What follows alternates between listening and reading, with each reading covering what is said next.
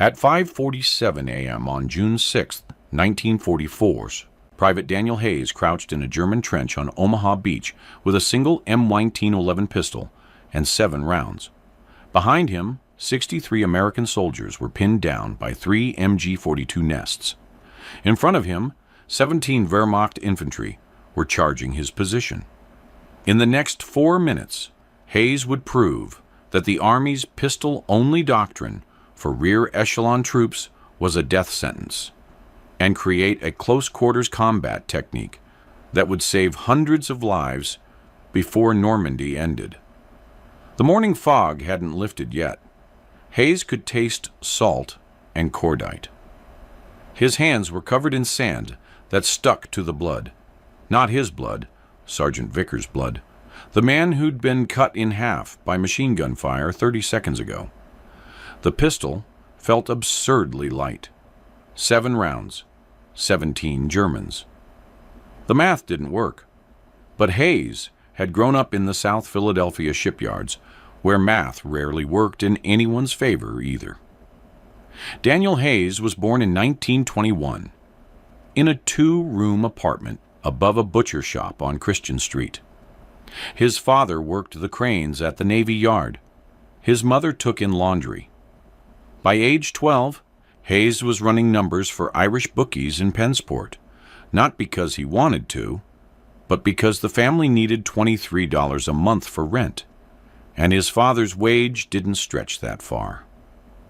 The streets taught him what the Army never would: how to read a man's eyes, how to move in tight spaces, how to hit first and think later.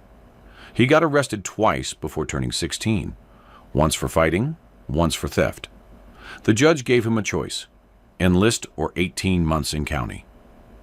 Hayes chose the uniform. He qualified as a supply clerk.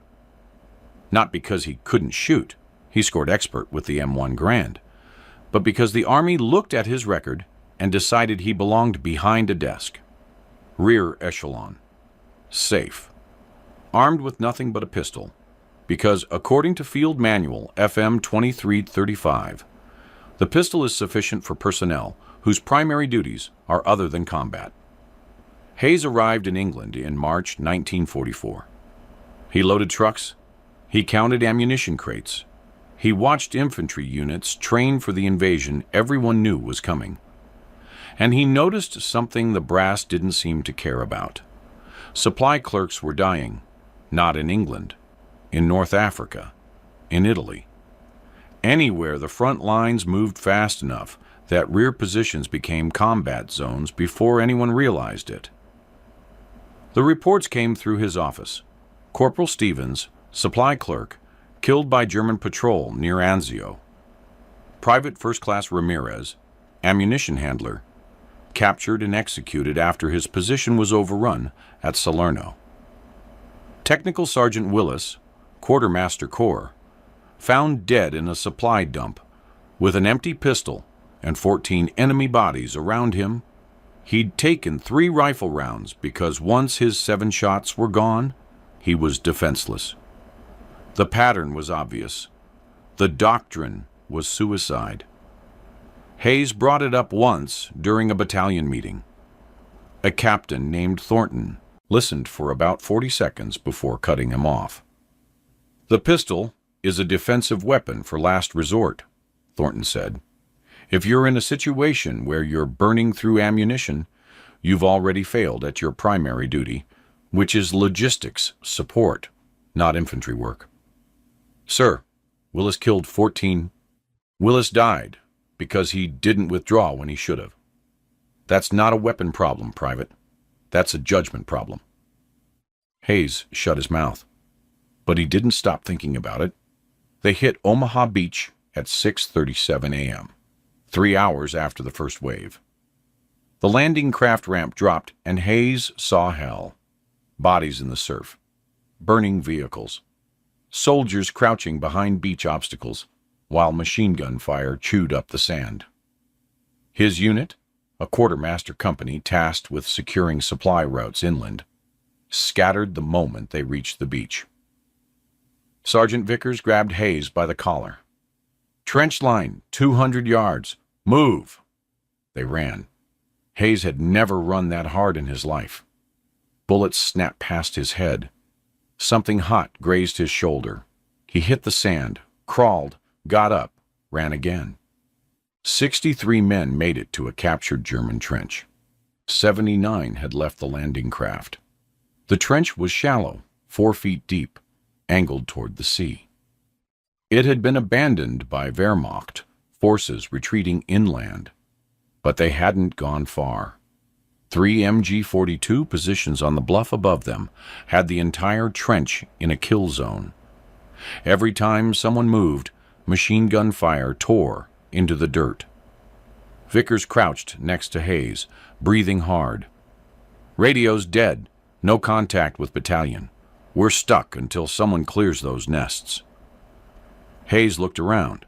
63 men. Maybe half had rifles. The rest, clerks, truck drivers, cooks, carried pistols. Standard doctrine. 1 M1911. 7 rounds. Good luck. A mortar round hit 30 yards to their left. Shrapnel whined overhead. "They're bracketing us," Vickers said. His voice was calm. He'd fought in Sicily. "Next one lands in the trench. We lose 20 men." Another round. Closer. 20 yards. Vickers stood up to look over the trench lip. The MG-42 caught him across the chest. He dropped in 2 pieces. Hayes stared. Blood soaked into the sand. Vickers had 3 kids.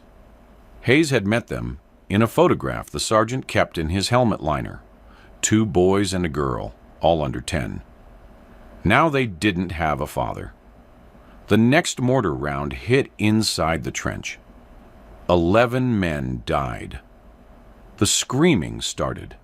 A corporal named Sullivan, a mechanic from Detroit who'd never fired a weapon in combat, looked at Hayes with eyes that had stopped processing information. "What do we do?" Hayes didn't answer. He was looking at the trench wall. The Germans had built this position, which meant there were connected trenches. Approach routes. Firing positions designed to flank the beach. If the Wehrmacht had retreated inland, those trenches might still be empty. Might lead behind the MG-42 nests. He turned to Sullivan. "Where's the closest machine gun?" "Northwest, maybe 80 yards. "How many men guarding it?" "I don't know. 5? 10? Hayes pulled his pistol, checked the magazine. 7 rounds. He had 2 spare magazines in his belt. 21 rounds total. Standard loadout for supply personnel. Absolutely inadequate. But Vickers was dead. 11 more were dead. The next mortar would kill 20. Someone had to move. Hayes didn't ask permission. He just climbed out of the trench and ran. The connecting trench was exactly where he thought it would be. 40 yards north, partially collapsed, invisible from the beach. Hayes dropped into it and moved fast, bent low, pistol in a 2-hand grip, the way his cousin Frank had taught him, in the basement of a Kensington bar. Frank had done armed security for a brewery. He'd shown Hayes how mobsters held weapons in close spaces, tight to the body, elbows in, ready to fire the moment you saw movement. The Army taught pistol marksmanship from 7 yards in a static range. Frank taught survival. The trench curved inland, then angled back toward the bluff. Hayes heard German voices. He froze, listened. 2 men talking, maybe 3. Close. Very close. He rounded the corner. 3 Wehrmacht soldiers were crouched in the trench, facing away from him, watching the beach. They were exhausted. Hayes could see it in their posture, the way they sagged against the dirt walls. Probably 17 years old. Farm boys from Bavaria or Prussia who'd been told they were fighting for the fatherland and now realized they were dying for it instead. Hayes raised his pistol. aimed at the first man's spine from 6 feet away. He didn't want to shoot.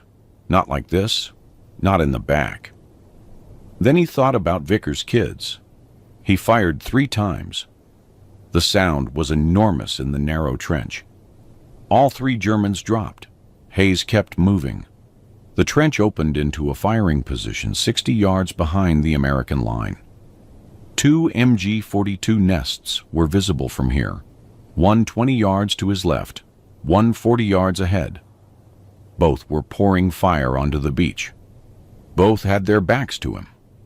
The nearest nest had 4 men, 1 gunner, 1 assistant feeding ammunition, 2 infantry providing security. None of them had noticed Hayes yet. They were too focused on the kill zone below. Hayes had 4 rounds left in his magazine. He didn't think. Thinking would have paralyzed him. He just moved. 10 yards. The security man on the right turned, saw him, opened his mouth to shout. Hayes shot him in the face, pivoted, shot the other security man in the chest. The assistant gunner stood up, fumbling for his rifle. Hayes shot him twice. The magazine was empty. The MG-42 gunner was still firing at the beach, oblivious, deafened by his own weapon. Hayes dropped the empty magazine, slapped in a fresh one, racked the slide. Frank had drilled that reload sequence into him until he could do it blind, and put 2 rounds into the gunner's head. The machine gun stopped. Silence felt wrong. Hayes grabbed the MG-42, swung it around, aimed at the second nest 40 yards away. The crew was turning, finally realizing what had happened. He opened fire. The weapon kicked like a jackhammer. Spent casings fountained into the air. He held the trigger for 3 seconds and watched all 4 men disintegrate. Then he heard boots behind him, German infantry, 17 men charging up the trench from the inland sides drawn by the gunfire. Hayes swung the MG-42 around, but the ammunition belt was twisted. Jammed. No time to clear it. He dropped the weapon, pulled his pistol, had 5 rounds left. 17 men. The first soldier came around the corner. Hayes shot him. The second soldier tripped over the first. Hayes shot him too. The third soldier raised his rifle. Hayes shot him in the throat. 2 rounds left. 14 soldiers still coming. This was how Willis had died. Hayes backed into the firing position, looking for anything. Grenades, rifles, ammunition, nothing. The Germans had stripped everything when they retreated. All that was left was the MG-42 and its corpse crew. He had 2 rounds left and 14 men were about to kill him. Then he saw the trench wall. The Germans had built this position in a hurry. The walls weren't vertical. They curved inward at the top, creating an overhang. Maybe 2 feet of space between the dirt and the sky. Just enough for a man to wedge himself horizontal if he was willing to look insane. Hayes holstered his pistol, jumped, grabbed the overhang, pulled himself up. His boots found purchase on the wall. He flattened himself against the curve, horizontal, 4 feet above the trench floor, completely visible if anyone looked up. But people rarely look up. The German soldiers rounded the corner. They saw their dead comrades. They saw the abandoned MG-42. They didn't see Hayes pressed against the dirt above their heads. They kept moving, trying to figure out where the American had gone. Hayes dropped behind them. He landed on the last man in line, knocked him flat, pulled his pistol, shot the soldier in front of him, rolled, shot another, came up firing. Soldiers turned, confused, firing at each other in the narrow space. Hayes moved between them, shooting, reloading, shooting. The close quarters made rifles useless.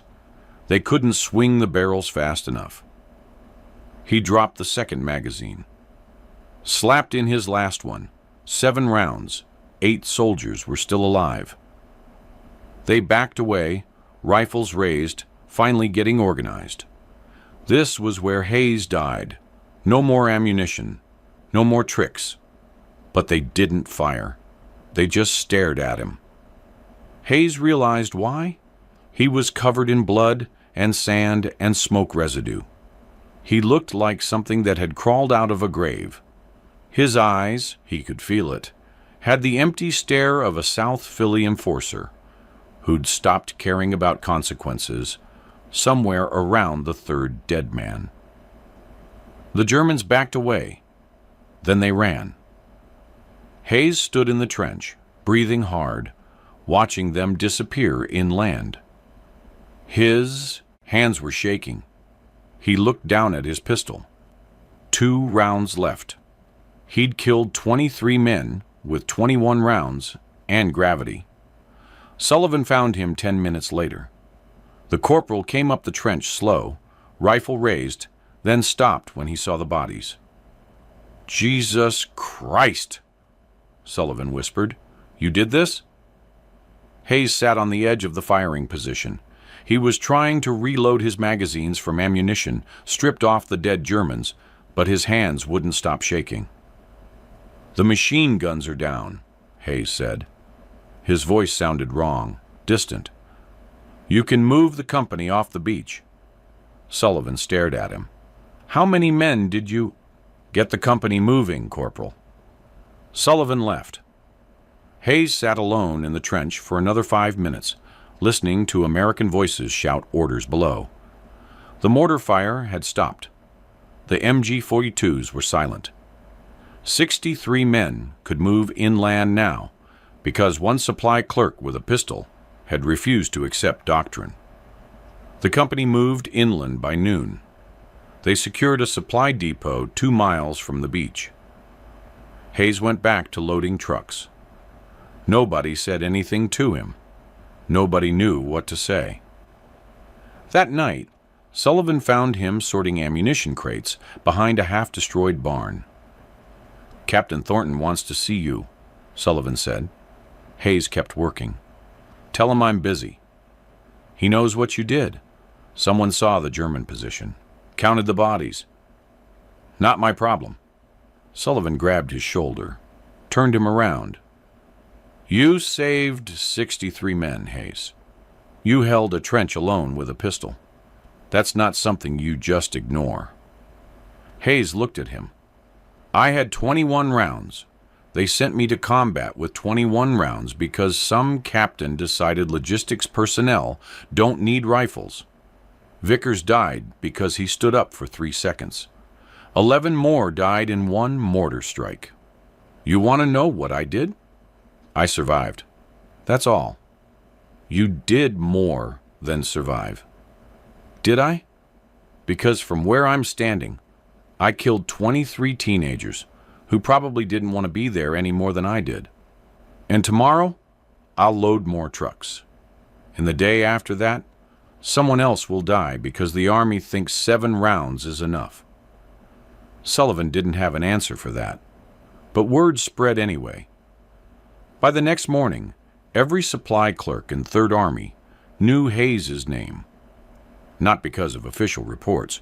There were no official reports. The after-action summary listed the machine gun nests as neutralized by unknown infantry element. Captain Thornton never filed a citation. The Army didn't recognize pistol-based heroics because recognizing them meant admitting pistols were being used in sustained combat, which contradicted doctrine. But soldiers talked. A quartermaster sergeant named Holland heard about it in a supply tent near St. Lo. He found Hayes 2 days later, asked him exactly what he'd done. Hayes told him, "Fight close, reload fast, use terrain, don't stop moving." Holland wrote it down on the back of a requisition form. A week later, Holland used the same techniques when a German patrol hit his convoy. He killed 7 men with a pistol and a cargo truck's tire iron before the patrol withdrew. He survived. His entire convoy survived. Holland told a cook named Patterson. Patterson told a mechanic named Alvarez. Alvarez told a truck driver named Wu. By August, every rear echelon unit in Normandy had heard some version of the story. They called it the Hayes Method, though Hayes himself never called it anything. The technique wasn't complicated. 1. Assume your pistol is your primary weapon, not your backup. Train with it. Reload until you can do it in 3 seconds flat. 2. Fight in close quarters, where rifles are a liability. Trenches, buildings, vehicles, anywhere the enemy can't use their range advantage. 3. Use terrain like a weapon. Overhangs, corners, shadows. If they can't see you, they can't shoot you. 4. Keep moving. A static target dies. A moving target with a pistol is chaos. It's spread underground, mechanic to clerk to driver, never written in a manual, never taught in a class. Just soldiers who wanted to live, sharing information with other soldiers who wanted to live. By September, German intelligence reports mentioned it. A Wehrmacht after-action report from the Falaise pocket described American supply personnel fighting with unexpected aggression and effectiveness at close range. An SS officer's diary recovered near Aachen contained a single sentence. The logistics troops no longer retreat. They fight like infantry. The Germans didn't understand why. They assumed better training. They didn't realize it was one man's refusal to die quietly that had started a wave. Hayes didn't know about any of this. He was too busy loading trucks. In October, Captain Thornton finally called him into a command tent near the German border. "You're being transferred," Thornton said. No preamble, no pleasantries. Hayes stood at attention. "Sir, Third Army wants you to train supply personnel in close quarters combat." Thornton didn't look happy about it. General Patton's staff reviewed casualty reports.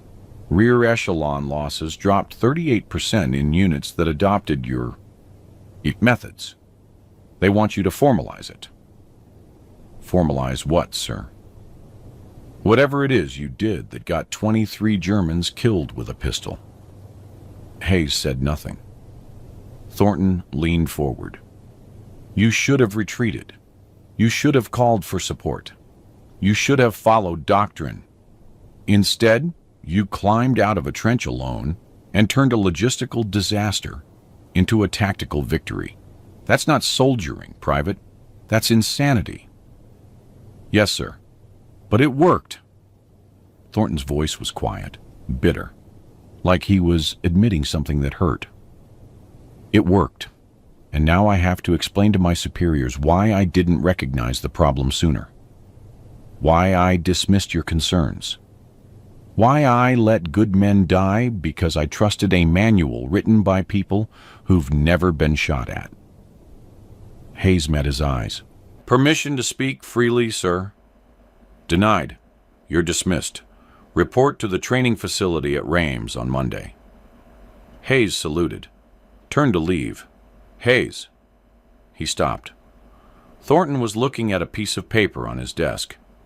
Willis had a wife and 2 kids. Stevens had a mother who worked in a factory in Detroit. Ramirez was saving money to buy his parents a house. I read every casualty report that crosses this desk. I know their names. I know their families. He looked up. "I should have listened to you." Hayes left without responding. Hayes taught 63 men in the first class. Supply clerks, mechanics, truck drivers, anyone whose job was supposed to keep them away from combat, but rarely did. He taught them how to reload under stress, how to use confined spaces, how to read terrain for ambush positions, how to move fast and think faster. He taught them that 7 rounds wasn't a death sentence. It was a challenge. The Army never made it official doctrine. The manual still listed pistols as defensive weapons for last resort. But by December, every quartermaster unit in the European theater had at least 3 men who'd been through Hayes's program. Casualty rates continued to drop. In January 1945, a supply convoy near Bastogne got hit by a German counterattack. 18 men with pistols held a crossroads for 40 minutes against Wehrmacht infantry and half-tracks until armor support arrived. All 18 survived. The German force withdrew after taking heavy casualties. The convoy commander's report listed it as a successful implementation of close-quarters defensive tactics. Nobody mentioned Hayes by name. Hayes was in Germany when the surrender was announced. He was loading trucks, the same job he'd been doing since England.